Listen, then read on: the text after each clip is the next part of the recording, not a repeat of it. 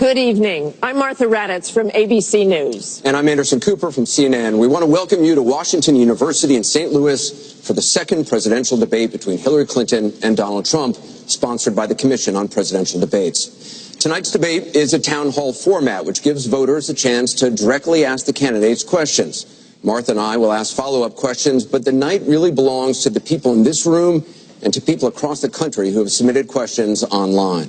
The people you see on this stage were chosen by the Gallup organization. They are all from the St. Louis area and told Gallup they haven't committed to a candidate. Each of them came here with questions they want to ask, and we saw those questions for the first time this morning. Anderson and I and our team from ABC and CNN are the only ones who have seen them. Both candidates will have 2 minutes to answer each audience and online question. We hope to get to as many questions as we can, so we've asked the audience here not to slow things down with any applause, except for now. Ladies and gentlemen, the Republican nominee for President, Donald J. Trump, and the Democratic nominee for President, Hillary Clinton.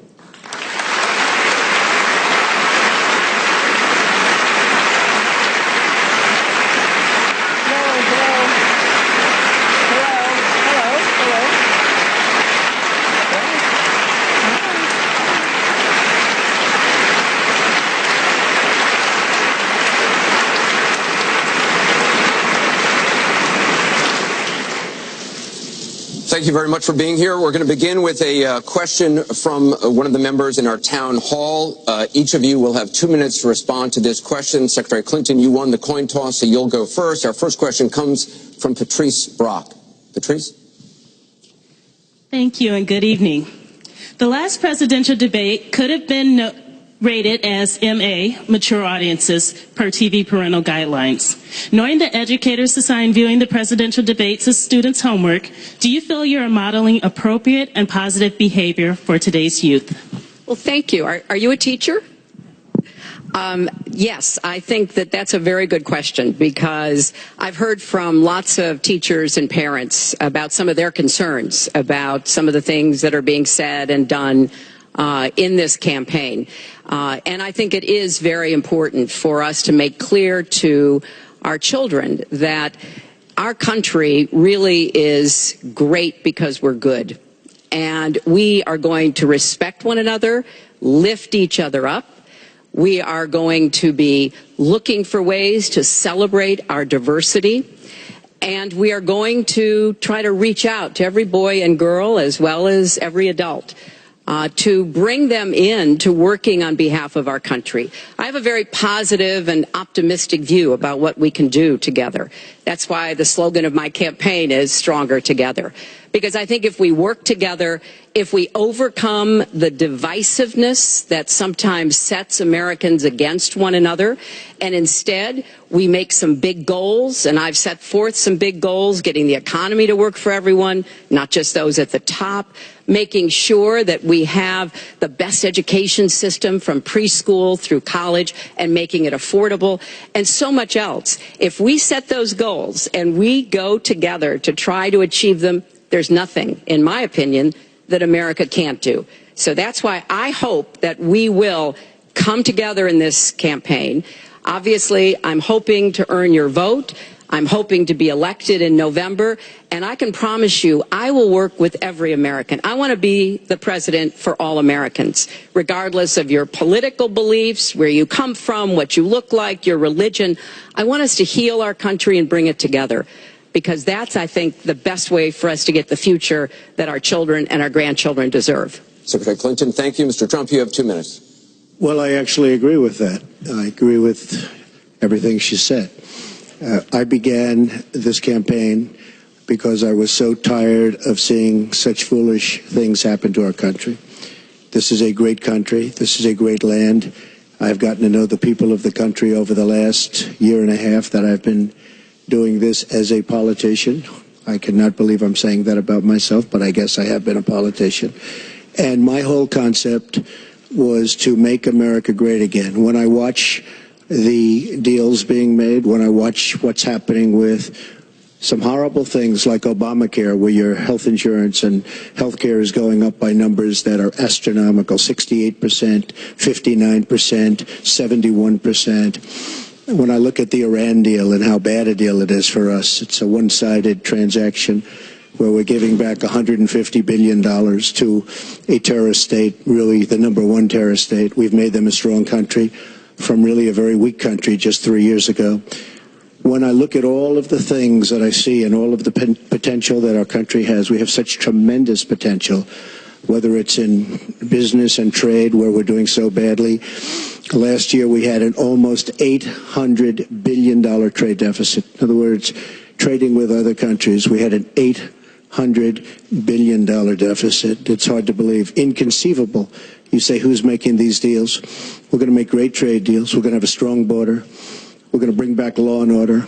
Just today, policeman was shot, 2 killed, and this is happening on a weekly basis. We have to bring back respect to law enforcement.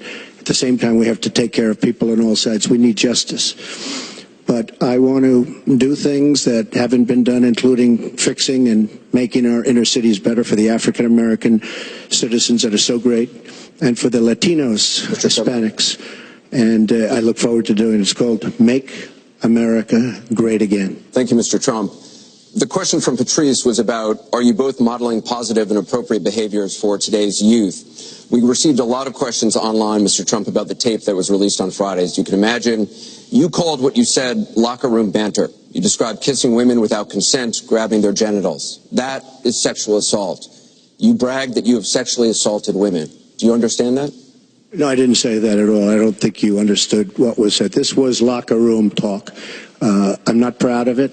I apologize to my family. I apologize to the American people.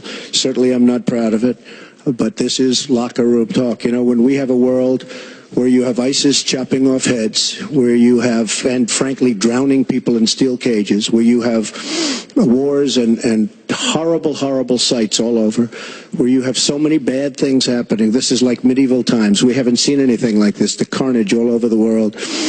And they look and they see. Can you imagine the people that are, frankly, doing so well against us with ISIS, and they look at our country and they see what's going on? Yes, I'm very embarrassed by it. I hate it, but it's locker room talk, and it's one of those things. I will knock the hell out of ISIS.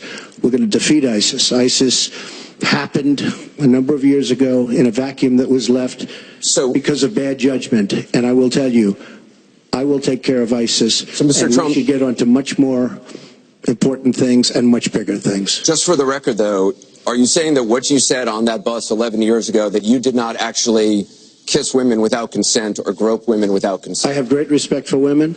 Nobody has more respect for women than I do. So for the record, you're saying you never did that? Things that, frankly, you hear these things are said. And I was embarrassed by it, but I have tremendous respect for women. Have you ever done those things? Women have respect for me. And I will tell you, no, I have not. And I will tell you that I'm going to make our country safe. We're going to have borders in our country, which we don't have now. People are pouring into our country, and they're coming in from the Middle East and other places. We're going to make America safe again. We're going to make America great again, but we're going to make America safe again. And we're going to make America wealthy again, because if you don't do that, it sounds harsh to say, but we have to build up the wealth of our nation. Right now, other nations are taking our jobs and they're taking our wealth. Thank you, Mr. Trump. And that's what I want to talk about. Secretary Clinton, do you want to respond? Well, like everyone else, I've spent a lot of time thinking over the last 48 hours about what we heard and saw. You know, with prior Republican nominees for president, I disagreed with them on politics, policies, principles, but I never questioned their fitness to serve. Donald Trump is different. I said starting back in June that he was not fit to be president and commander-in-chief. And many Republicans and independents have said the same thing. What we all saw and heard on Friday was Donald talking about women, what he thinks about women, what he does to women, and he has said that the video doesn't represent who he is, but I think it's clear to anyone who heard it that it represents exactly who he is, because we've seen this throughout the campaign. We have seen him insult women. We've seen him rate women on their appearance, ranking them from 1 to 10. We've seen him embarrass women on TV and on Twitter. We saw him after the first debate spend nearly a week denigrating a former Miss Universe in the harshest, most personal terms. So, yes, this is who Donald Trump is. But it's not only women, and it's not only this video that raises questions about his fitness to be our president, because he has also targeted immigrants, African Americans, Latinos, people with disabilities, POWs, Muslims, and so many others. So this is who Donald Trump is. And the question for us, the question our country must answer, is that this is not who we are. That's why, to go back to your question, I want to send a message, we all should, to every boy and girl, and indeed to the entire world, that America already is great, but we are great because we are good. And we will respect one another, and we will work with one another, and we will celebrate our diversity. These are very important values to me, because this is the America that I know and love. And I can pledge to you tonight that this is the America that I will serve if I'm so fortunate enough to become your president. And we want to get to some questions Well, am I from allowed to online. respond to that? I assume I am. Yes, you can respond to that. It's just words, folks. It's just words. Those words, I've been hearing them for many years. I heard them when they were running for the Senate in New York, where Hillary was going to bring back jobs to upstate New York, and she failed.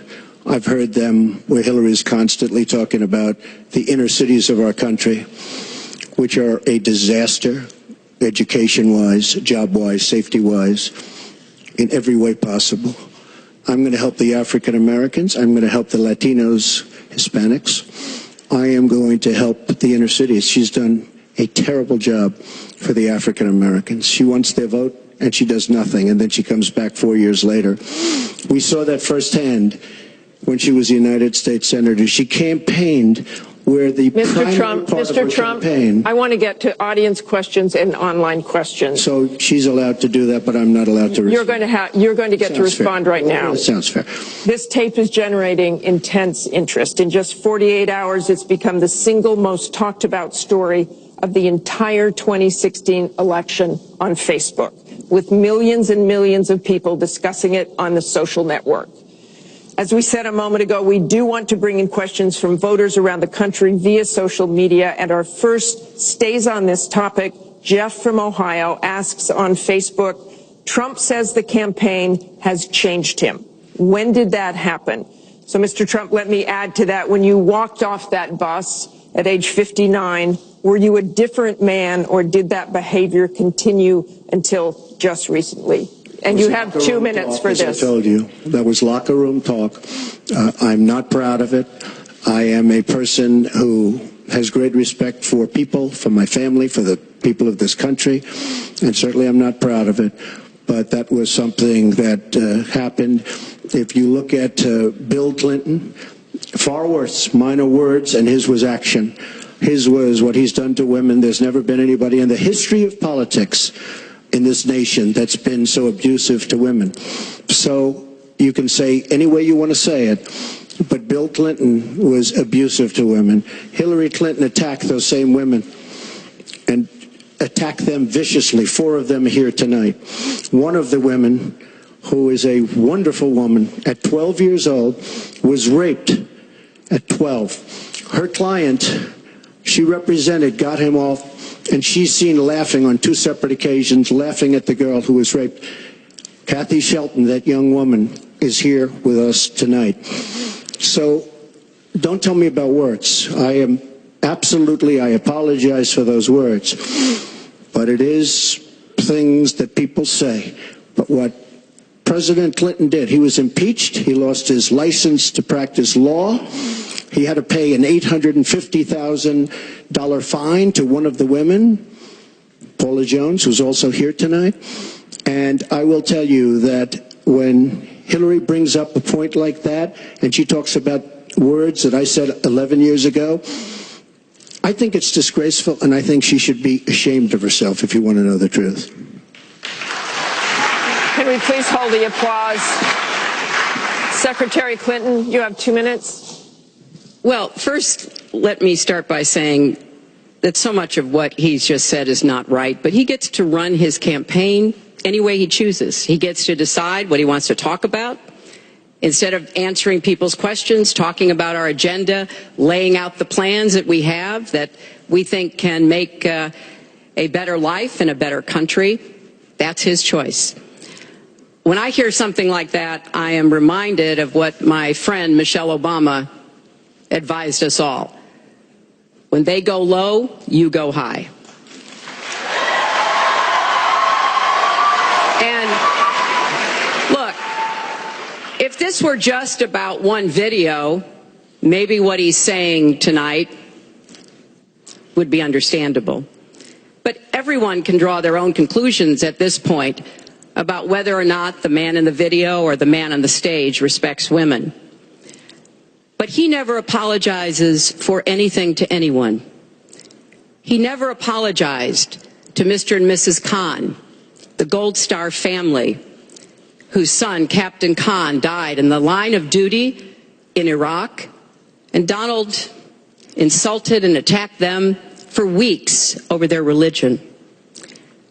He never apologized to the distinguished federal judge who was born in Indiana. But Donald said he couldn't be trusted to be a judge because his parents were, quote, Mexican.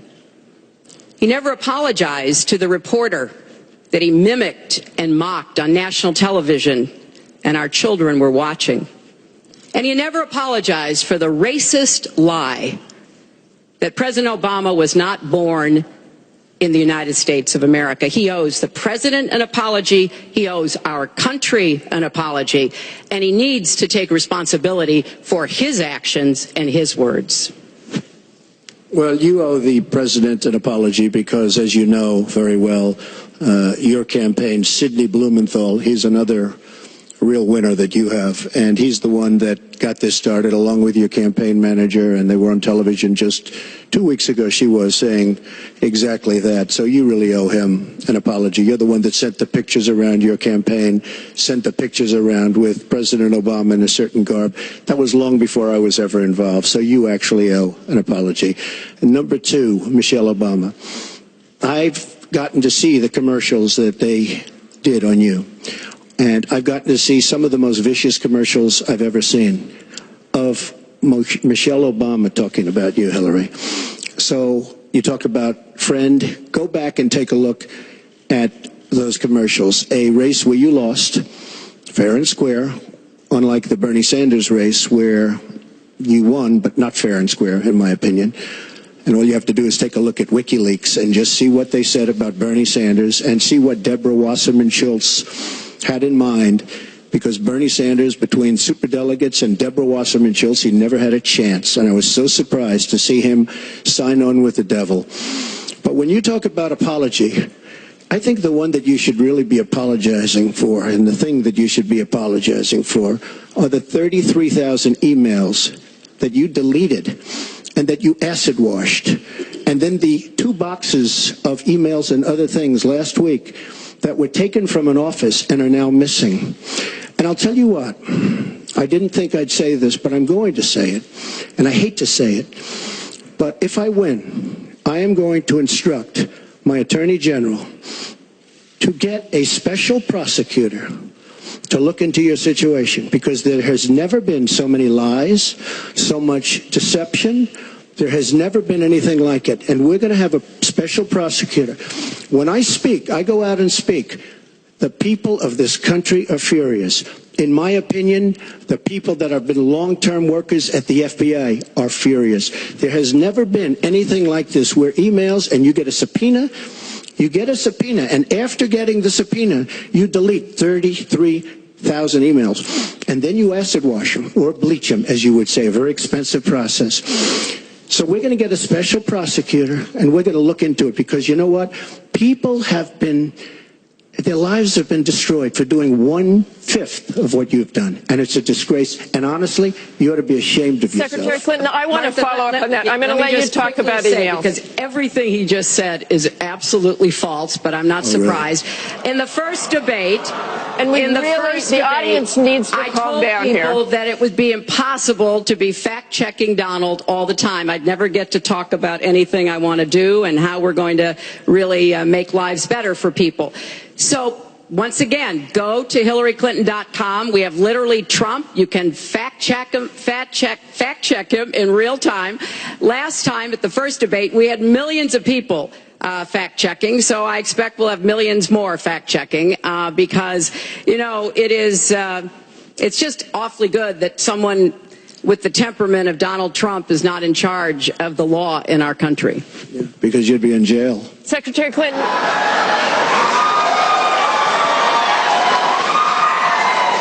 We want to remind the audience to please not talk out loud. Please do not applaud. You're just wasting time. And Secretary Clinton, I do want to follow up on emails. You've said your handling of your emails was a mistake. You disagreed with FBI Director James Comey, calling your handling of classified information, quote, extremely careless. The FBI said that there were 110 classified emails that were exchanged, 8 of which were top secret, and that it was possible hostile actors did gain access to those emails. You don't call that extremely careless? Well, Martha, first let me say, and I've said it before, but I'll repeat it because I want everyone to hear it, that was a mistake, and I take responsibility for using a personal email account. Obviously, if I were to do it over again, I would not. I'm not making any excuses. It was a mistake, and I am very sorry about that. But I think it's also important to point out where there are some misleading accusations from critics and others. After a year-long investigation, there is no evidence that anyone hacked the server I was using, and there is no evidence that anyone can point to at all. Anyone who says otherwise has no basis that any classified material ended up in the wrong hands. I take classified materials very seriously and always have. When I was on the Senate Armed Services Committee, I was privy to a lot of classified material. Obviously, as Secretary of State, I had some of the most important secrets that we possess, such as going after bin Laden. So I am very committed to taking classified information seriously. And as I said, there is no evidence that any classified information ended up in the wrong hands. Okay, we're going to move on. And yet, she didn't know the letter C on a document. Right? She didn't even know what that letter meant. You know, it's amazing. I'm watching Hillary go over facts, and she's going after fact after fact, and she's lying again because she said what she did with emails was fine. You think it was fine to delete 33,000 emails? I don't think so. She said the 33,000 emails had to do with her daughter's wedding, number one, and a yoga class. Well, maybe we'll give 3 or 4 or 5 or something. 33,000 emails deleted. And now she's saying there wasn't anything wrong. And more importantly, that was after getting a subpoena. That wasn't before. That was after. She got it from the United States Congress. And I'll be honest, I am so disappointed in congressmen, including Republicans, for allowing this to happen. Our Justice Department, where her husband goes onto the back of an airplane for 39 minutes, talks to the Attorney General days before a ruling is going to be made on her case. But for you to say that there was nothing wrong with you deleting 39,000 emails, again, you should be ashamed of yourself. What you did, and this is after getting a subpoena from the United States Congress. We have to move on. Secretary Clinton, you can respond, and we got to move on. We want to give the audience a chance here. In jail, let alone after getting a subpoena from the United States Secretary Congress. Clinton, you can respond. Then we have to move on to an audience question. Look, It's just not true. And so please you go didn't delete them? Allow her to respond, please. Personal emails, not official. 33,000? Well, we turned over 35,000. So it was. What about the other 15,000? Please allow her to respond. She didn't talk while you talked.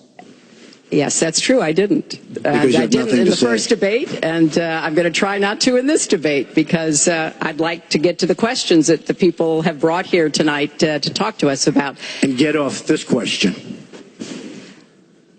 Okay, Donald, I know you're into big diversion tonight, anything to avoid talking about your campaign and the way it's exploding and the way Republicans are leaving you.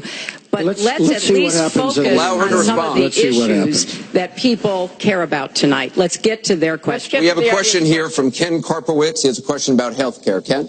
I'd like to know, Anderson, why aren't you bringing up the emails? I'd like to know. Why aren't you getting brought up to the bottom? emails. No, it hasn't. It hasn't. And it hasn't been finished at all.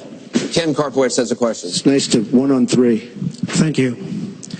Affordable Care Act, known as Obamacare, it is not affordable. Premiums have gone up, deductibles have gone up, co-pays have gone up, prescriptions have gone up, and the coverage has gone down. What will you do to bring the costs down and make coverage better? That first one goes to Secretary Clinton because you started out the last one to the audience. If he wants to start, he can start. Go ahead, Hillary. No, go ahead, Donald. No, I'm a gentleman, Hillary. Go ahead. Secretary Clinton? Well, I think Donald was about to say he's going to solve it by repealing it and getting rid of the Affordable Care Act. And I'm going to fix it because I agree with you. Premiums have gotten too high, co-pays, deductibles, prescription drug costs, and I've laid out a series of actions that we can take to try to get those costs down. But here's what I don't want people to forget when we're talking about reining in the costs, which has to be the highest priority of the next president. When the Affordable Care Act passed, it wasn't just that 20 million people got insurance who didn't have it before, but that in and of itself was a good thing. I meet these people all the time, and they tell me what a difference having that insurance meant to them and their families. But everybody else, the 170 million of us who get health insurance through our employers, got big benefits. Number one, insurance companies can't deny you coverage because of a pre-existing condition. Number two, no lifetime limits, which is a big deal if you have serious health problems. Number three, women can't be charged more than men for our health insurance, which is the way it used to be before the Affordable Care Act. Number four, if you're under 26 and your parents have a policy, you can be on that policy until the age of 26, something that didn't happen before. So I want very much to save what works and is good about the Affordable Care Act. But we've got to get costs down. We've got to provide some additional help to small businesses so that they can afford to provide health insurance. But if we repeal it, as Donald has proposed, and start over again, all of those benefits I just mentioned are lost to everybody, not just people who get their health insurance on the exchange. And then we would have to start all over again.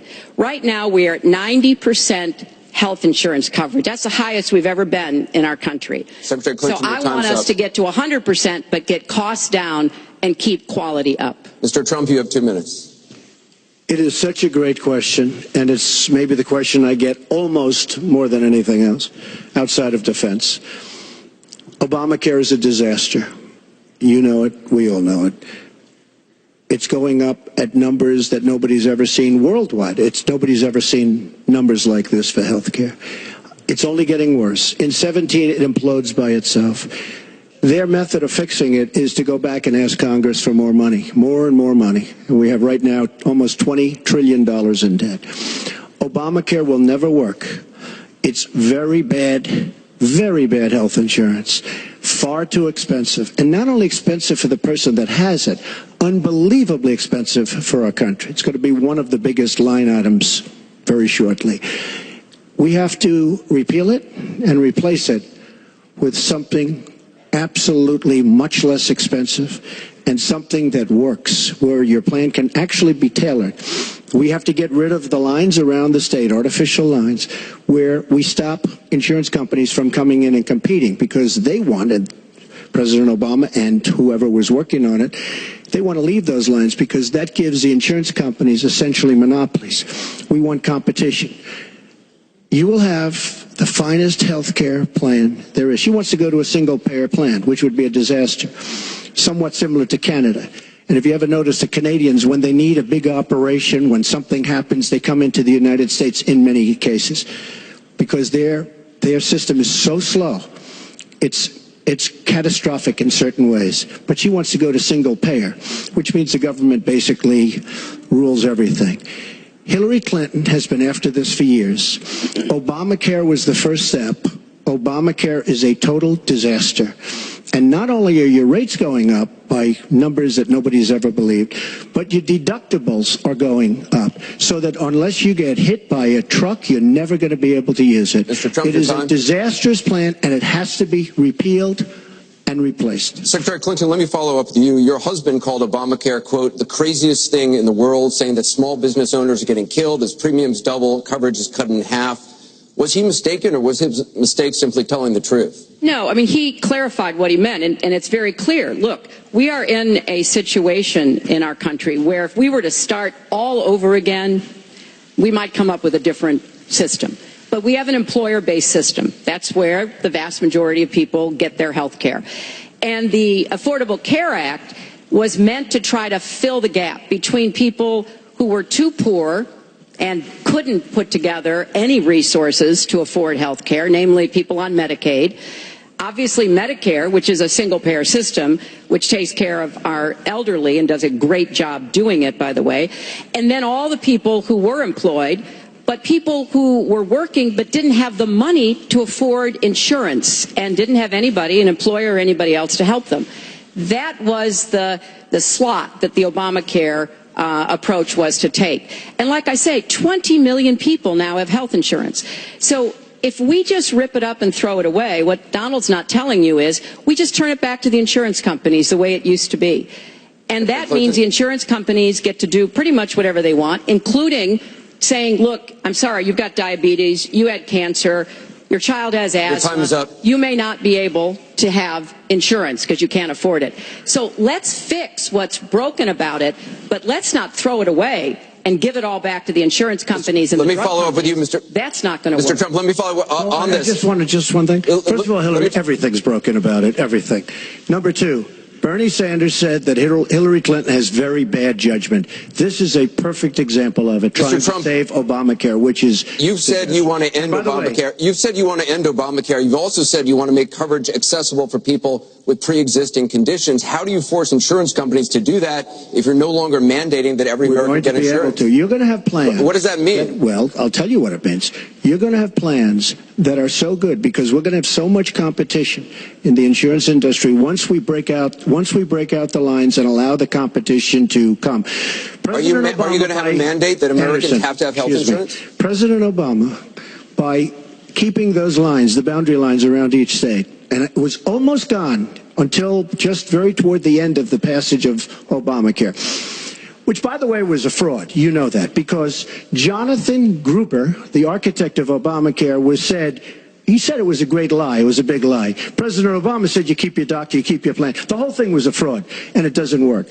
But when we get rid of those lines, you will have competition, and we will be able to keep pre-existing. We'll also be able to help people that don't have money, because we are going to have people protected. And Republicans feel this way, believe it or not, and strongly this way. We're going to block grant into the states. We're going to block grant into Medicaid into the states so that we will be able to take care of people without the necessary funds to take care of themselves. Thank you, Mr. Trump. We now go to Gorba Hamid with a question for both candidates. Hi. There are 3.3 million Muslims in the United States, and I'm one of them. You've mentioned working with Muslim nations, but with Islamophobia on the rise, how will you help people like me deal with the consequences of being labeled as a threat to the country after the election is over? Mr. Trump, you're first. Well, you're right about Islamophobia, and that's a shame. But one thing we have to do is we have to make sure that, because there is a problem. I mean, whether we like it or not, and we can be very politically correct, but whether we like it or not, there is a problem. And we have to be sure that Muslims come in and report when they see something going on. When they see hatred going on, they have to report it. As an example, in San Bernardino, many people saw the bombs all over the apartment of the two people that killed 14 and wounded many, many people. Horribly wounded. They'll never be the same. Muslims have to report the problems when they see them. And, you know, there's always a reason for everything. If they don't do that, it's a very difficult situation for our country. Because you look at Orlando, and you look at San Bernardino, and you look at the World Trade Center, go outside, you look at Paris, look at that horrible, these are radical Islamic terrorists. And she won't even mention the word, and nor will President Obama. He won't use the term radical Islamic terrorism. Now, to solve a problem, you have to be able to state what the problem is, or at least say the name. She won't say the name, and President Obama won't say the name. But the name is there. It's radical Islamic terror. And before you solve it, you have to say the name. Secretary Clinton. Well, thank you for asking your question. And I've heard this question from a lot of Muslim Americans across our country. Because, unfortunately, there's been a lot of very divisive, dark things said about Muslims. And even someone like Captain Khan, the young man who sacrificed himself defending our country in the United States Army, has been subject to attack by Donald. I want to say just a couple of things. First, we've had Muslims in America since George Washington. And we've had many successful Muslims. We just lost a particularly well-known one with Muhammad Ali. My vision of America is an America where everyone has a place. If you're willing to work hard, you do your part, you contribute to the community. That's what America is. That's what we want America to be for our children and our grandchildren. It's also very short-sighted and even dangerous to be engaging in the kind of demagogic rhetoric that Donald has about Muslims. We need American Muslims to be part of our eyes and ears on our front lines. I've worked with a lot of different Muslim groups around America. I've met with a lot of them, and I've heard how important it is for them to feel that they are wanted and included and part of our country, part of our homeland security, and that's what I want to see. It's also important, I intend to defeat ISIS, to do so in a coalition with majority Muslim nations. Right now, a lot of those nations are hearing what Donald says and wondering, why should we cooperate with the Americans? And this is a gift to ISIS and the terrorists, violent jihadist terrorists. We are not at war with Islam. And it is a mistake, and it plays into the hands of the terrorists to act as though we are. So I want a country where citizens like you and your family are just as welcome as anyone else. Thank you, Secretary Clinton. Mr. Trump, in December, you said this: Donald J. Trump is calling for a total and complete shutdown of Muslims entering the United States until our country's representatives can figure out what the hell is going on. We have no choice. We have no choice. Your running mate said this week that the Muslim ban is no longer your position. Is that correct? And if it is, was it a mistake to have a religious test? First of all, Captain Khan is an American hero. And if I were president at that time, he would be alive today, because unlike her, who voted for the war without knowing what she was doing, I would not have had our people in Iraq. Iraq was a disaster. So he would have been alive today. The Muslim ban is something that in some form has morphed into a extreme vetting from certain areas of the world. Hillary Clinton wants to allow And why did it morph into that? Answer the question. Why do you still believe? I do. Me all the time. Why don't you interrupt her? Would you please explain whether or not the Muslim ban still stands? It's called extreme vetting. We are going to areas like Syria where they're coming in by the tens of thousands because of Barack Obama, and Hillary Clinton wants to allow a 550% increase over Obama. People are coming into our country like we have no idea who they are, where they're from, what their feelings about our country is, and she wants 550% more. This is going to be the great Trojan horse of all time. We have enough problems in this country. I believe in building safe zones. I believe in having other people pay for them. As an example, the Gulf states who are not carrying their weight, but they have nothing but money, and take care of people. But I don't want to have, with all the problems this country has and all of the problems that you see going on, hundreds of thousands of people coming in from Syria when we know nothing about them. We know nothing about their values, and we know nothing about their love for our country. And Secretary Clinton, let me ask you about that, because you have asked for an increase from 10 to 65,000 Syrian refugees. We know you want tougher vetting. That's not a perfect system. So why take the risk of having those refugees come into the country? Well, first of all, I will not let anyone into our country that I think poses a risk to us. But there are a lot of refugees, women and children. Think of that picture we all saw of that 4-year-old boy with the blood on his forehead because he'd been bombed by the Russian and Syrian air forces. There are children suffering in this catastrophic war, largely, I believe, because of Russian aggression, and we need to do our part. We by no means are carrying anywhere near the load that Europe and others are. But we will have vetting that is as tough as it needs to be from our professionals, our intelligence experts, and others. But it is important for us as a policy, not to say, as Donald has said, we're going to ban people based on a religion. How do you do that? We are a country founded on religious freedom and liberty. How do we do what he has advocated without causing great distress within our own country? Are we going to have religious tests when people fly into our country? And how do we expect to be able to implement those? So I thought that what he said was extremely unwise and even dangerous.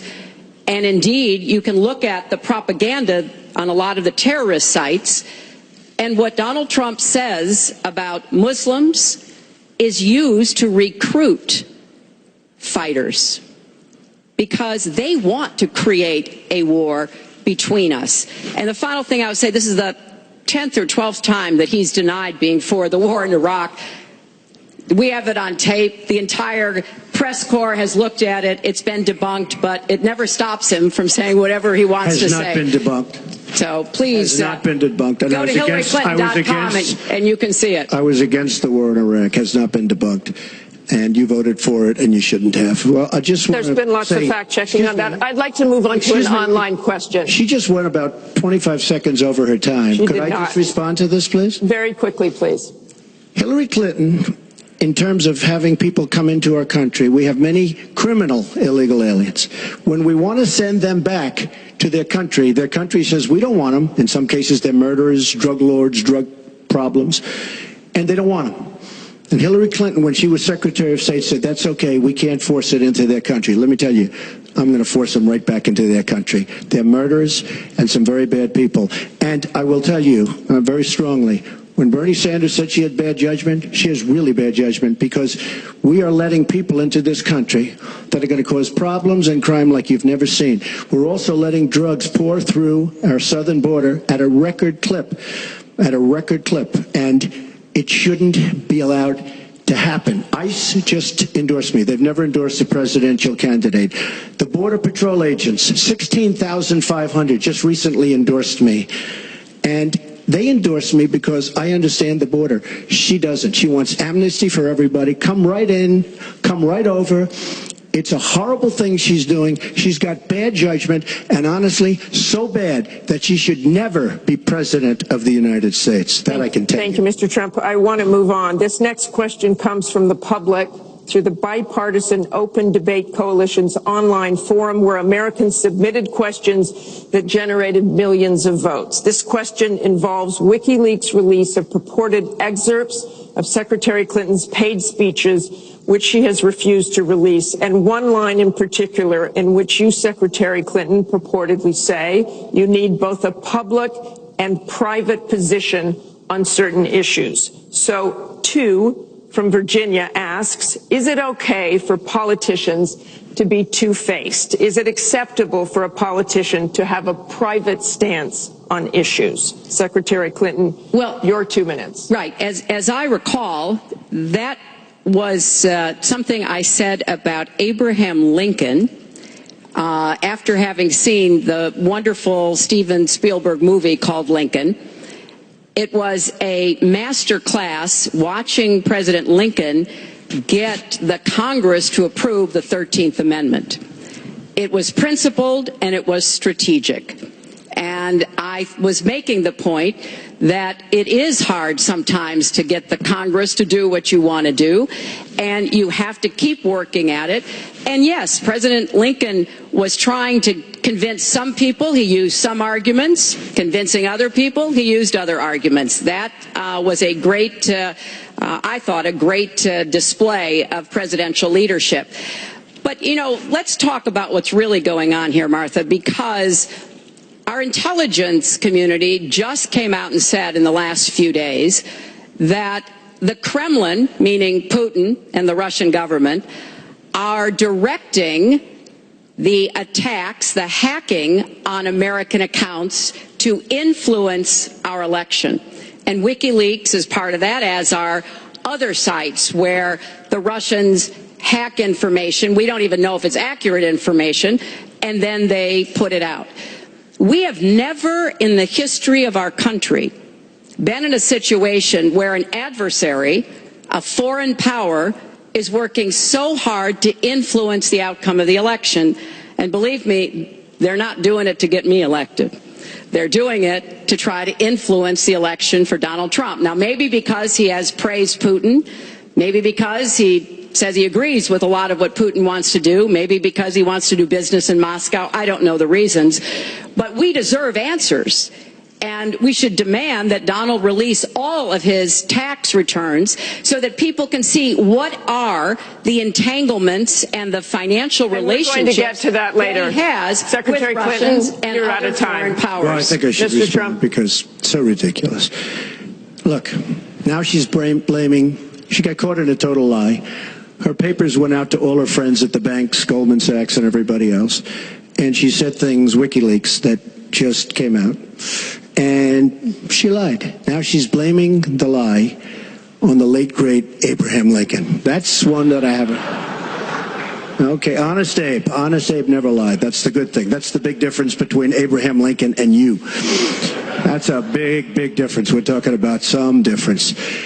But as far as other elements of what she was saying, I don't know, Putin. I think it would be great if we got along with Russia because we could fight ISIS together, as an example. But I don't know, Putin. But I notice anytime anything wrong happens, they like to say, the Russians. She doesn't know if it's the Russians doing the hacking. Maybe there is no hacking. But they always blame Russia. And the reason they blame Russia is because they think they're trying to tarnish me with Russia. I know nothing about Russia.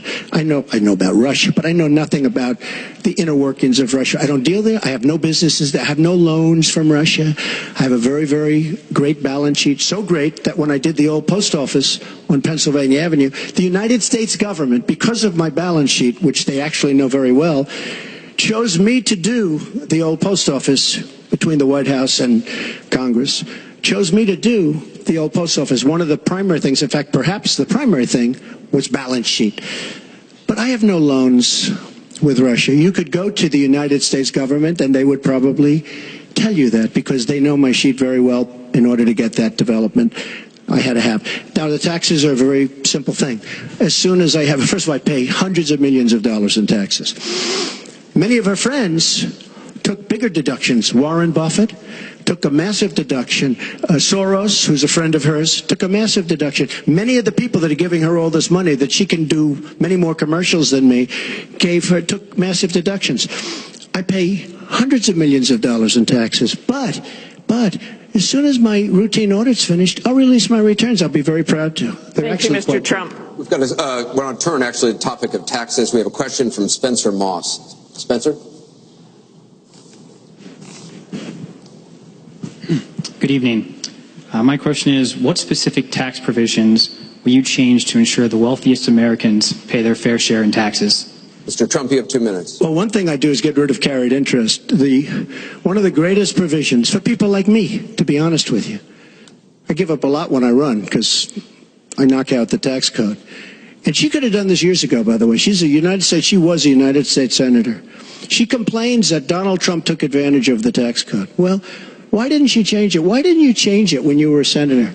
The reason you didn't is that all your friends take the same advantage that I do. And I do. You have provisions in the tax code that, frankly, we could change. But you wouldn't change it because all of these people give you the money so you can take negative ads on Donald Trump. And I say that about a lot of things. You know, I've heard Hillary complaining about so many different things over the years. Oh, we should have done this. But she's been there for 30 years. She's been doing this stuff. She never changed, and she never will change. She never will change. We're getting rid of carried interest provisions. I'm lowering taxes, actually, because I think it's so important for corporations, because we have corporations leaving, massive corporations and little ones. Little ones can't form. We're getting rid of regulations, which goes hand in hand with the lowering of the taxes. But we're bringing the tax rate down from 35% to 15%. We're cutting taxes for the middle class, and I will tell you, we are cutting them big league for the middle class. And I will tell you, Hillary Clinton is raising your taxes, folks. You can look at me. She's raising your taxes really high. And what that's going to do is a disaster for the country. But she is raising your taxes, and I'm lowering your taxes. That in itself is a big difference. We are going to be thriving again. We have no growth in this country. There's no growth. If China has a GDP of 7%, it's like a national catastrophe. We're down at 1%. And that's like no growth. And we're going lower, in my opinion. And a lot of it has to do with the fact that our taxes are so high, just about the highest in the world. And I'm bringing them down to one of the lower in the world. And I think it's so important, one of the most important things we can do. But she is raising everybody's taxes massively. Secretary Clinton, you have 2 minutes. The question was, what specific tax provisions will you change to ensure the wealthiest Americans pay their fair share of taxes? Well, everything you've heard just now from Donald is not true. I'm sorry I have to keep saying this, but he lives in an alternative reality. And it is sort of amusing to hear somebody who hasn't paid federal income taxes in maybe 20 years talking about what he's going to do. But I'll tell you what he's going to do. His plan will give the wealthy and corporations the biggest tax cuts they've ever had, more than the Bush tax cuts by at least a factor of 2. Donald always takes care of Donald and people like Donald, and this would be a massive gift. And indeed, the way that he talks about his tax cuts would end up raising taxes on middle-class families, millions of middle-class families. Now, here's what I want to do. I have said nobody who makes less than $250,000 a year, and that's the vast majority of Americans, as you know, will have their taxes raised, because I think we've got to go where the money is, and the money is with people who've taken advantage of every single break in the tax code. And yes, when I was a senator, I did vote to close corporate loopholes. I voted to close, I think, one of the loopholes he took advantage of when he claimed $1 billion loss that enabled him to avoid paying taxes. I want to have a tax on people who are making $1 million. It's called the Buffett rule. Yes, Warren Buffett is the one who's gone out and said somebody like him should not be paying a lower tax rate than his secretary. I want to have a surcharge on incomes above $5 million. We have to make up for lost times, because I want to invest in you. I want to invest in hardworking families. And I think it's been unfortunate, but it's happened, that since the Great Recession, the gains have all gone to the top. And we need to reverse that. People like Donald, who paid 0 in taxes, 0 for our vets, 0 for our military, 0 for health and education. That is wrong. And we're going to make sure that nobody, no corporation and no individual, can get away without paying his fair share to support our country. Mr. Trump, I want to give you the chance to respond. I just want to tell our viewers what she's referring to. In the last month, taxes were the #1 issue on Facebook for the first time in the campaign. The New York Times published 3 pages of your 1995 tax returns. They show you claimed a $916 million loss, which means you could have avoided paying personal federal income taxes for years. You've said you pay state taxes, employee taxes, real estate taxes, property taxes. You have not answered, though, a simple question. Did you use that $916 million loss to avoid paying personal federal income taxes for Of course I do. Of course I do. And so do all of her donors, or most of her donors. I know many of her donors. Her donors took massive tax write-offs. So have you a lot of my a lot of my write-off was depreciation and other things that Hillary, as a senator, allowed, and she'll always allow it because the people that give her all this money, they want it. That's why. See, I understand the tax code better than anybody that's ever run for president. Hillary Clinton, and it's extremely complex, Hillary Clinton has friends that want all of these provisions, including they want the carried interest provision, which is very important to Wall Street people, but they really want the carried interest provision, which I believe Hillary's leaving. It's very interesting why she's leaving carried interest. But I will tell you that, number one, I pay tremendous numbers of taxes. I absolutely used it, and so did Warren Buffett, and so did George Soros, and so did many of the other people that Hillary is getting money from. Now, I won't mention their names because they're rich, but they're not famous, so we won't make them famous. Can you say how many years you have avoided paying personal federal income taxes? No, but I pay tax, and I pay federal tax, too. But I have a write-off. A lot of it's depreciation, which is a wonderful charge. I love depreciation. You know, she's given it to us. Hey, if she had a problem, for 30 years she's been doing this, Anderson. I say it all the time. She talks about health care. Why didn't she do something about it? She talks about taxes. Why didn't she do something about it? She doesn't do anything about anything other than talk. With her, it's all talk and no action. In the past, and again, Bernie Sanders, it's really bad judgment. She has made bad judgment not only on taxes, she's made bad judgments on Libya, on Syria, on Iraq. I mean, her and Obama, whether you like it or not, the way they got out of Iraq, the vacuum they've left, that's why ISIS formed in the first place. They started from that little area, and now they're in 32 different nations, Hillary. Congratulations. Great job. I want you to be able to respond, Secretary Clinton. Well, here we go again. I've been in favor of getting rid of carried interest for years, starting when I was a senator from New York. But that's not the point here. Why didn't you do it? Why didn't you do it? Allow her to respond. Because I was a senator with a Republican president. Oh, really? I will be the president. You could have done it. If you were an effective, senator, you could have done it. If you were an effective senator, you could have done it. But you were not an effective. Please allow her to respond. She didn't interrupt you. You know, under our Constitution, presidents have something called veto power. Look, he has now said repeatedly, 30 years this and 30 years that. So let me talk about my 30 years in public service. I'm very glad to do so. 8 million kids every year have health insurance because when I was First Lady, I worked with Democrats and Republicans to create the Children's Health Insurance Program. Hundreds of thousands of kids now have a chance to be adopted because I worked to change our adoption and foster care system. After 9/11, I went to work with Republican mayor, governor, and president to rebuild New York and to get health care for our first responders who were suffering because they had run toward danger and gotten sickened by it. Hundreds of thousands of National Guard and Reserve members have health care because of work that I did. And children have safer medicines because I was able to pass a law that required the dosing to be more carefully done. When I was Secretary of State, I went around the world advocating for our country, but also advocating for women's rights, to make sure that women had a decent chance to have a better life, and negotiated a treaty with Russia to lower nuclear weapons. 400 pieces of legislation have my name on it as a sponsor or co-sponsor when I was a senator for 8 years. I worked very hard and was very proud to be reelected in New York by an even bigger margin than I had been elected the first time. And as president, I will take that work, that bipartisan work, that finding common ground, because you have to be able to get along with people to get things done in Washington. Thank you, Secretary. And I've proven that I can. And for 30 years, I've produced results for people. Thank you, Secretary. We're going to move on to Syria. Both of you have mentioned that. She said a lot of things. I mean, I think we should be allowed to maybe Mr. Trump, we're going to go on. This is about the audience. Disaster as a senator. Mr. Trump, we're going to move on. The heartbreaking video of a 5-year-old Syrian boy named Amran sitting in an ambulance after being pulled from the rubble after an airstrike in Aleppo focused the world's attention on the horrors of the war in Syria. with 136 million views on Facebook alone. But there are much worse images coming out of Aleppo every day now, where in the past few weeks alone, 400 people have been killed, at least 100 of them children.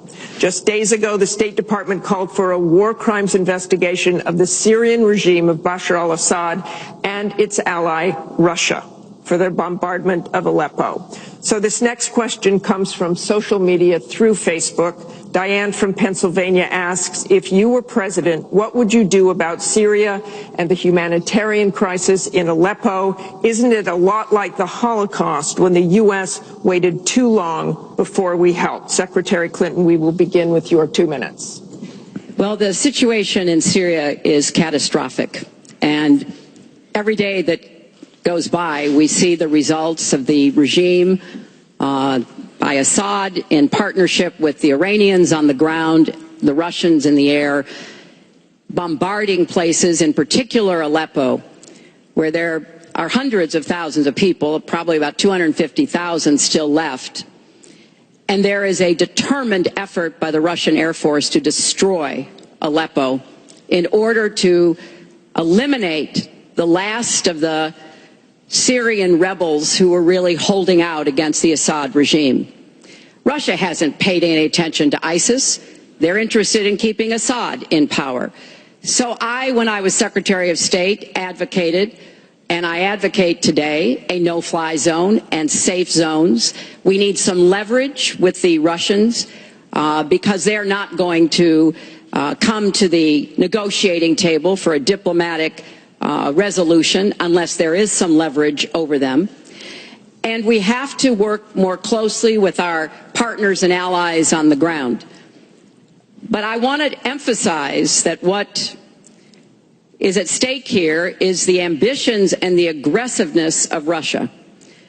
Russia has decided that it's all in Syria, and they've also decided who they want to see become president of the United States, too, and it's not me. I've stood up to Russia. I've taken on Putin and others, and I would do that as president. I think wherever we can cooperate with Russia, that's fine, and I did as Secretary of State. That's how we got a treaty reducing nuclear weapons. It's how we got the sanctions on Iran that put a lid on the Iranian nuclear program without firing a single shot. So I would go to the negotiating table with more leverage than we have now.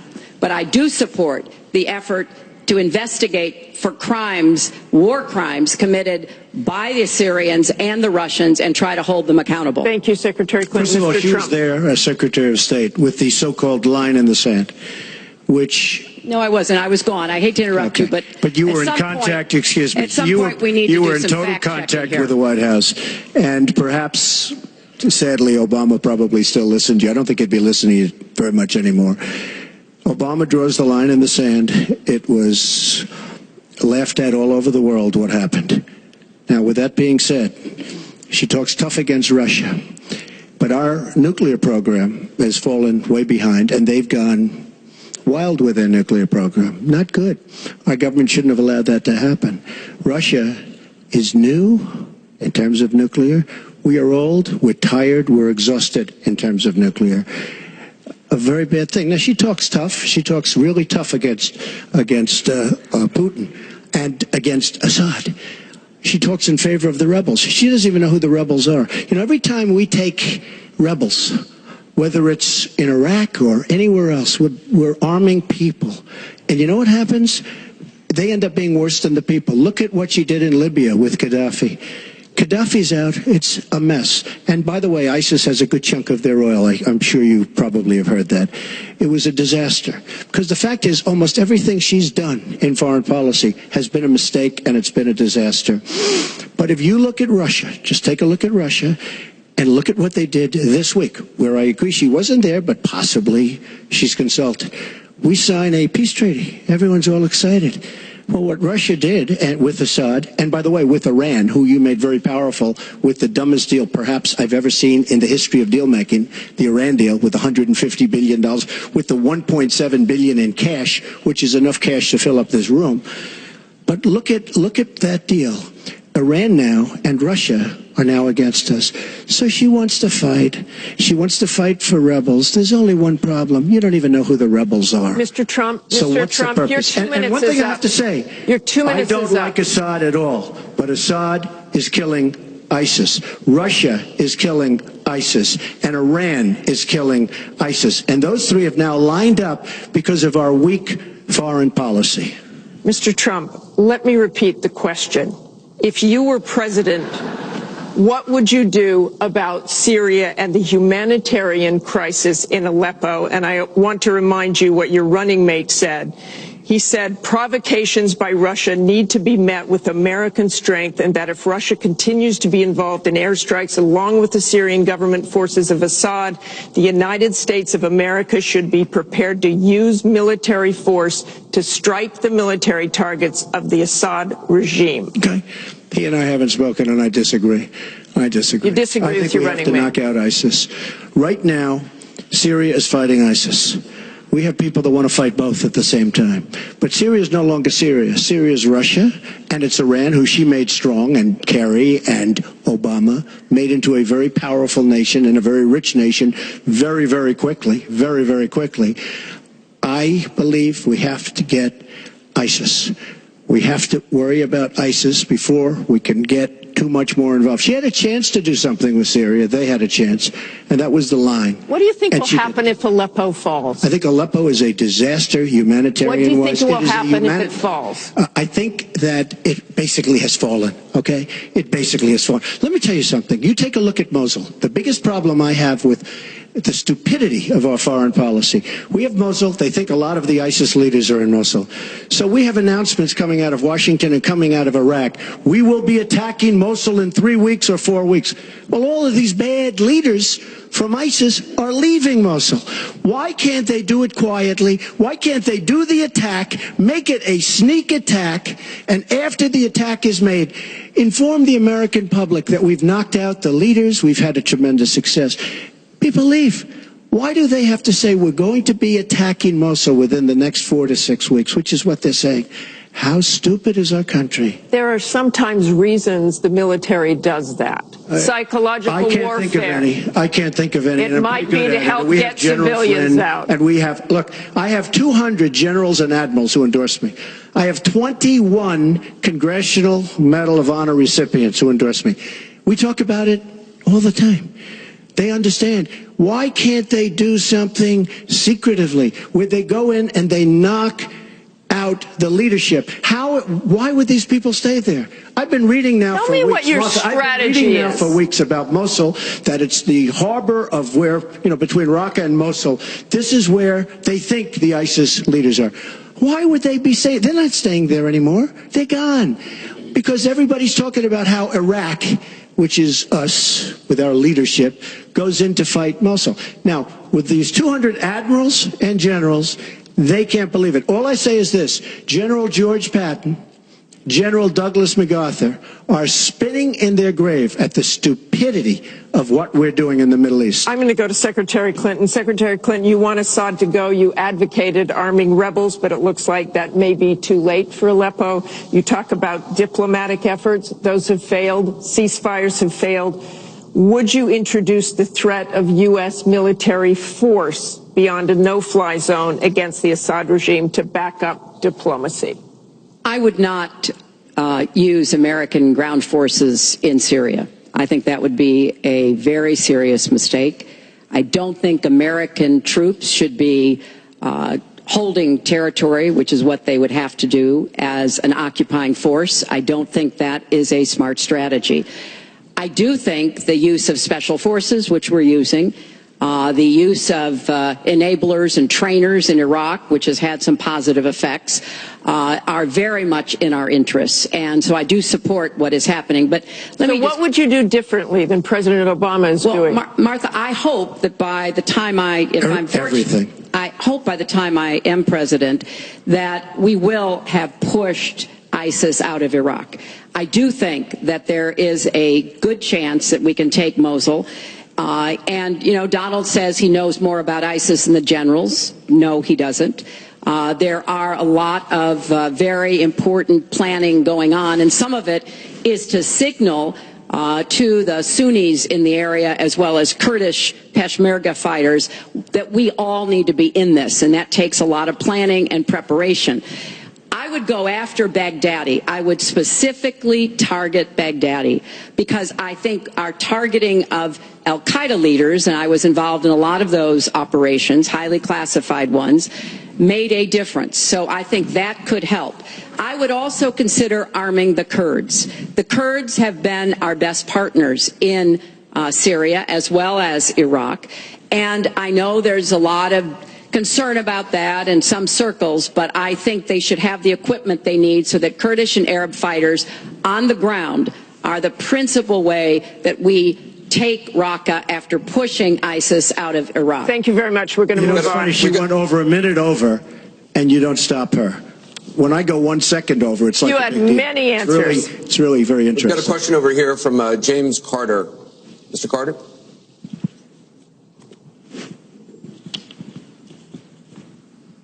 My question is, do you believe you can be a devoted president to all the people in the United States? That question begins for Mr. Trump.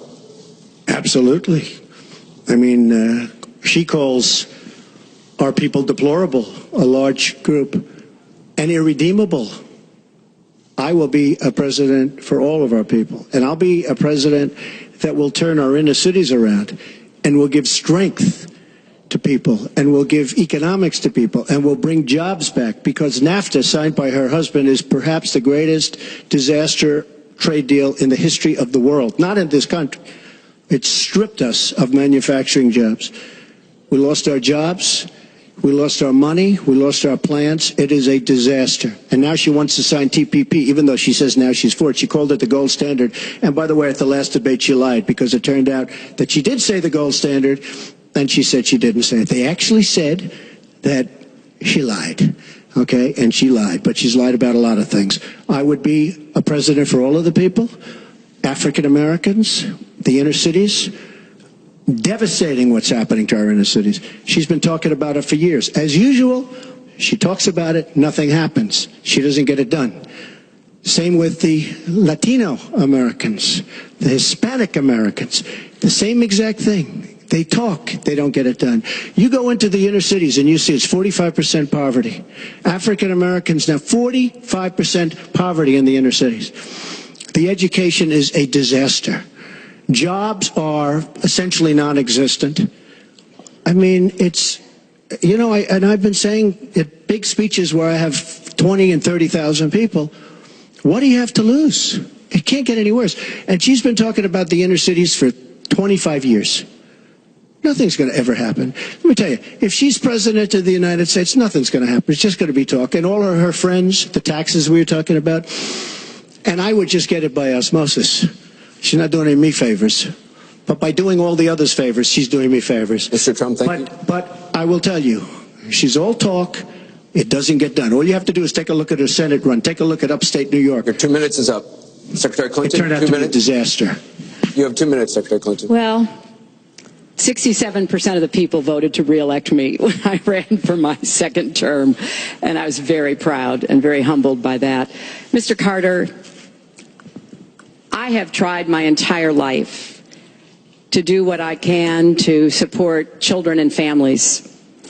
You know, right out of law school, I went to work for the Children's Defense Fund, and Donald talks a lot about, you know, the 30 years I've been in public service. I'm proud of that. You know, I started off as a young lawyer working against discrimination against African American children in schools and in the criminal justice system. I worked to make sure that kids with disabilities could get a public education, something that I care very much about. I have worked with Latinos. One of my first jobs in politics was down in South Texas, registering Latino citizens to be able to vote. So I have a deep devotion, to use your absolutely correct word, to making sure that every American feels like he or she has a place in our country. And I think when you look at the letters that I get, a lot of people are worried that maybe they wouldn't have a place in Donald Trump's America. they write me, and one woman wrote me about her son, Felix. She adopted him from Ethiopia when he was a toddler. He's 10 years old now. This is the only country he's ever known. And he listens to Donald on TV, and he said to his mother one day, will he send me back to Ethiopia if he gets elected? You know, children listen to what is being said, to go back to the very, very first question. And there's a lot of fear that, in fact, teachers and parents are calling it the Trump effect. Bullying is up. A lot of people are feeling, uneasy. A lot of kids are expressing their concerns. So first and foremost, I will do everything I can to reach out to everybody, Democrats, Republicans, independents, people across our country. If you don't vote for me, I still want to be your president. I want to be the best president I can be for every American. Secretary Clinton, your 2 minutes is up. I want to follow up on something that Donald Trump actually said to you, a comment you made last month. You said that half of Donald Trump's supporters are, quote, deplorables, racist, sexist, homophobic, xenophobic, Islamophobic. You later said you regretted saying half. You didn't express regret for using the term deplorables. To Mr. Carter's question, how can you unite a country if you've written off tens of millions of Americans? Well, within hours, I said that I was sorry about the way I talked about that, because my argument is not with his supporters. It's with him and with the hateful and divisive campaign that he has run, and the inciting of violence at his rallies, and the very brutal kinds of comments about not just women, but all Americans, all kinds of Americans. And what he has said about African Americans and Latinos, about Muslims, about POWs, about immigrants, about people with disabilities, he's never apologized for. And so I do think that a lot of the tone and tenor that he has said, I'm proud of the campaign that Bernie Sanders and I ran. We ran a campaign based on issues, not insults, and he is supporting me 100%. Thank you. Because we talked about what we wanted to do. We might have had some differences, and we had a lot of debates, Thank you, Secretary. but we believed that we could make the country better, and I was proud of that. I'm going to give you a minute, 20 seconds. We have a divided nation. We have a very divided nation. You look at Charlotte, you look at Baltimore, you look at the violence that's taking place in the inner cities, Chicago. You take a look at Washington, D.C. We have an increase in murder within our cities, the biggest in 45 years. We have a divided nation because people like her, and believe me, she has tremendous hate in her heart. And when she said deplorables, she meant it. And when she said irredeemable, they're irredeemable. You didn't mention that. But when she said they're irredeemable, to me, that might have been even worse. She said some of them are irredeemable. She's got tremendous hatred. And this country cannot take another 4 years of Barack Obama. And that's what you're getting with her. Mr. Trump, let me follow up with you. In 2008, you wrote in one of your books that the most important characteristic of a good leader is discipline. You said if a leader doesn't have it, quote, he or she won't be one for very long. In the days after the first debate, you sent out a series of tweets from 3 a.m. to 5 a.m., including one that told people to check out a sex tape. Is that the discipline of a good leader? No, it wasn't check out a sex tape. It was just take a look at the person that she built up to be this wonderful Girl Scout, who was no Girl Scout. By the way, just so you understand, when she said 3 o'clock in the morning, take a look at Benghazi. She said, who's going to answer the call at 3 o'clock in the morning? Guess what? She didn't answer because when Ambassador Stevens... The question is that the discipline of a good leader? 600 times. Well, she said she was awake at 3 o'clock in the morning. And she also sent a tweet out at 3 o'clock in the morning, but I won't even mention that. But she said she'll be awake. Who's the famous thing? We're going to answer our call at 3 o'clock in the morning. Guess what happened? Ambassador Stevens sent 600 requests for help. And the only one she talked to was Sidney Blumenthal, who's her friend and not a good guy, by the way. So, she shouldn't be talking about that. Now, tweeting happens to be a modern day form of communication. I mean, you can like it or not like it. I have, between Facebook and Twitter, I have almost 25 million people. It's a very effective way of communication. So you can put it down, but it is a very effective form of communication. I'm not unproud of it, to be honest with you. Secretary Clinton, does Mr. Trump have the discipline to be a good leader? No. Oh, I'm shocked to hear that. Well, it's not only my opinion, it's the opinion of many others, national security experts, Republicans, former Republican members of Congress.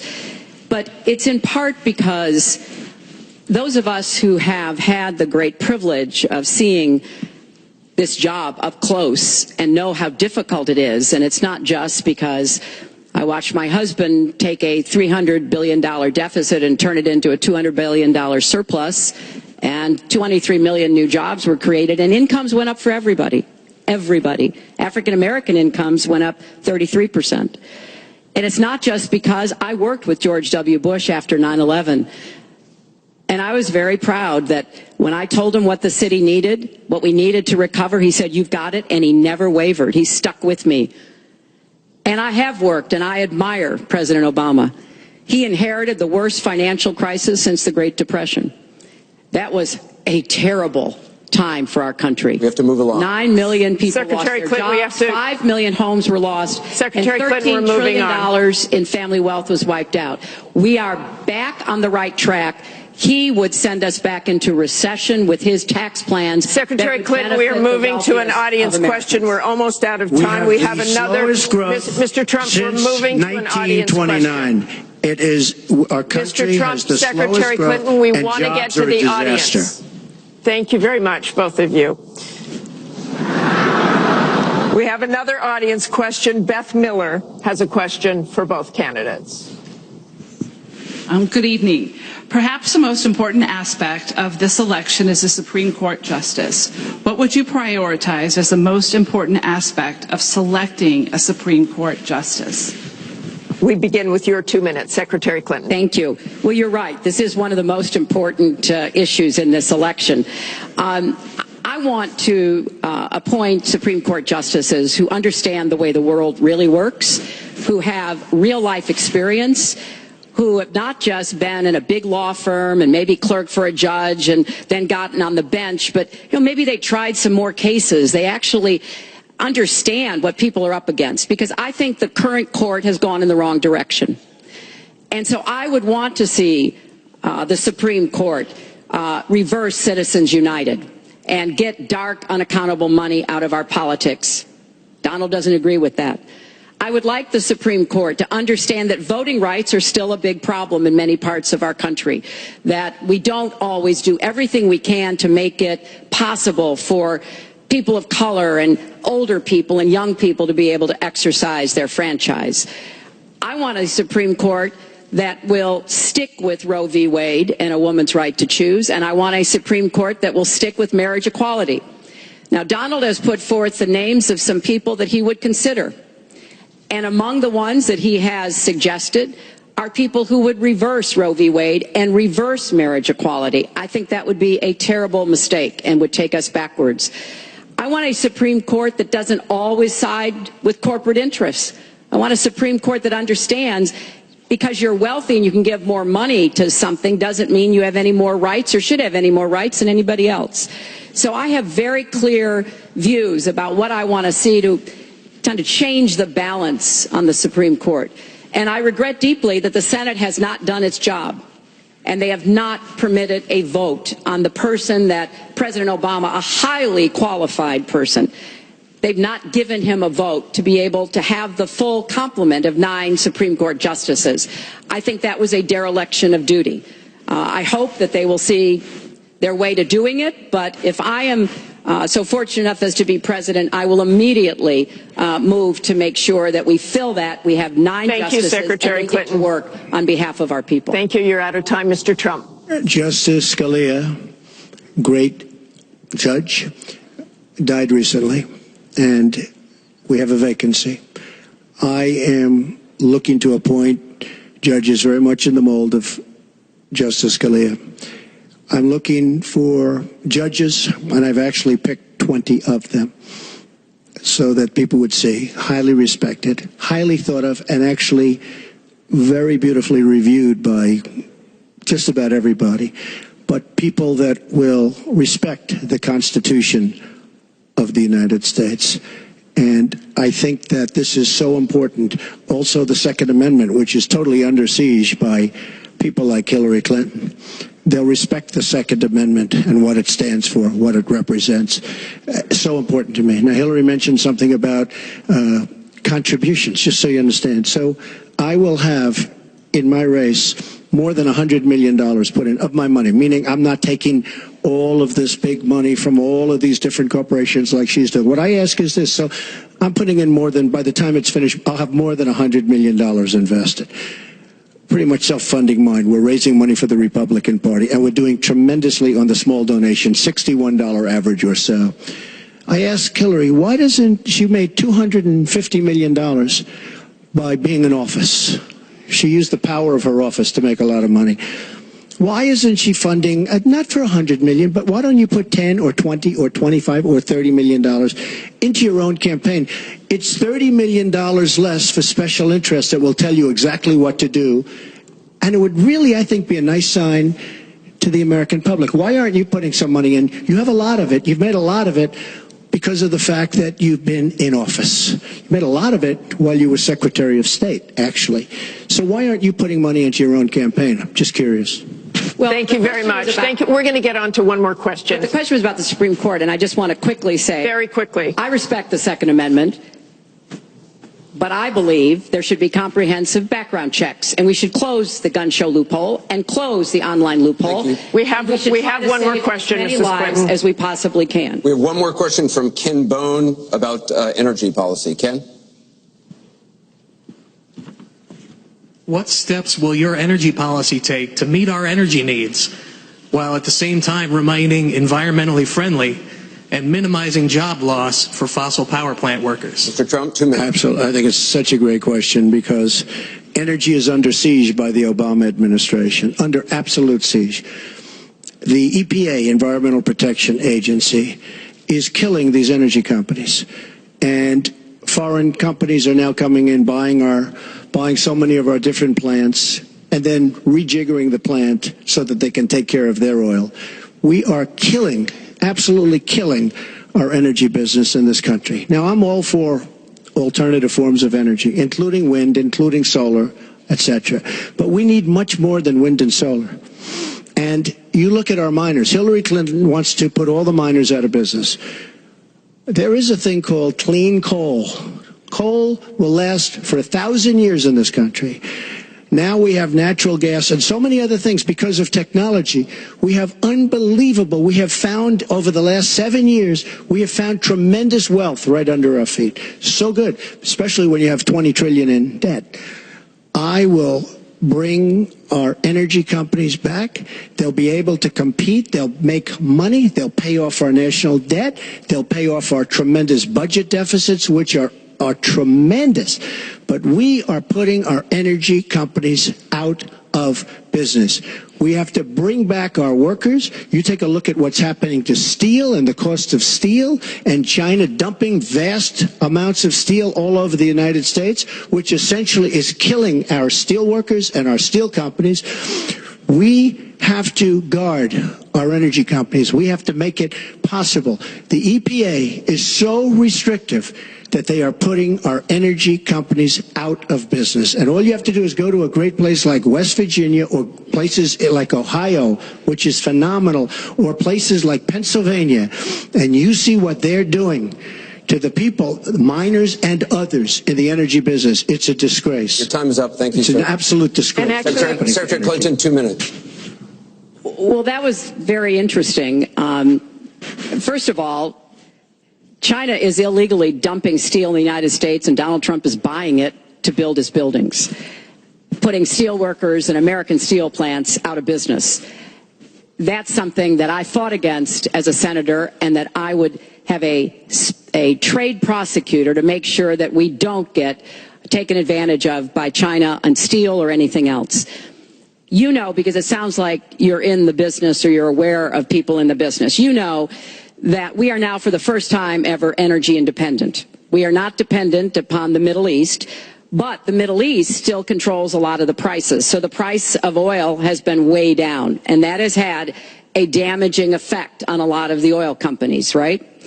We are, however, producing a lot of natural gas, which serves as a bridge to more renewable fuels, and I think that's an important transition. We've got to remain energy independent. It gives us much more power and freedom than to be worried about what goes on in the Middle East. We have enough worries over there without having to worry about that. So I have a comprehensive energy policy, but it really does include fighting climate change because I think that is a serious problem. And I support moving toward more clean, renewable energy as quickly as we can because I think we can be the 21st century clean energy superpower and create millions of new jobs and businesses. But I also want to be sure that we don't leave people behind. That's why I'm the only candidate from the very beginning of this campaign who had a plan to help us revitalize coal country. Because those coal miners and their fathers and their grandfathers, they dug that coal out. A lot of them lost their lives. They were injured. But they turned the lights on and they powered our factories. I don't want to walk away from them. So we've got to do something for them. But the price of coal is down worldwide. So we have to look at this comprehensively. And that's exactly what I have proposed. I hope you will go to HillaryClinton.com and look at my entire policy. One more audience question. We've sneaked in one more question, and it comes from Carl Becker. Good evening. My question to both of you is, regardless of the current rhetoric, would either of you name one positive thing that you respect in one another?